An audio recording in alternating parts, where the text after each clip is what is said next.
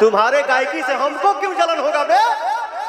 Friends, welcome my YouTube channel और मैं आपका भाई संदीप भोजपुरिया। तो भाई लोग, वीडियो स्टार्ट करने से पहले आपसे एक रिक्वेस्ट है, यदि आप हमारे चैनल पे नए तो चैनल को सब्सक्राइब कीजिए। तो भाई लोग, आइए वीडियो स्टार्ट करते हैं।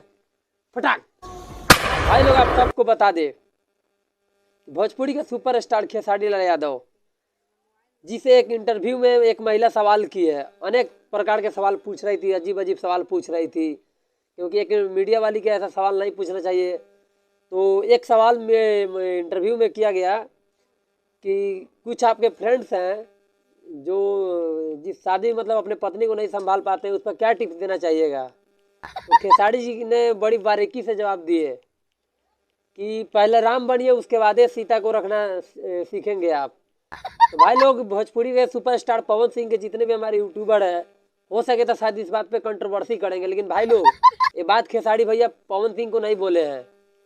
आप सब प्लीज कंट्रोवर्सी मत कीजिएगा, क्योंकि कुछ ही देर बाद में मीडिया पे यही चर्चा होने लगा कि खेसारी भैया पवन सिंह को बोल दिए। तो पवन सिंह भाई और खेसारी भाई दोनों एक मिल गए हैं, भाई भाई हो गए हैं। अब कोई इनमें विरोध नहीं है, और नहीं खेसारी भैया पवन सिंह के बारे में बोलते हैं, नहीं पवन जी खेसारी के बारे में बोलते हैं। तो भाई लोग, दोनों भाई मिल गए, इसी पर पटाखा उड़ाते हैं, फट फट फट फट फट फट। तो भाई लोग, विरोधी सब जो आगे विरोध करी यूट्यूब पर, वो सब के एकदम फटाखा भाई, फटाखा फट फट फट फट। भाई लोग, आप सबको बता दें कि वीडियो अगर पसंद आएगा तो लाइक शेयर कीजिएगा, हमारे चैनल सब्सक्राइब कीजिएगा, तो उड़ा दे।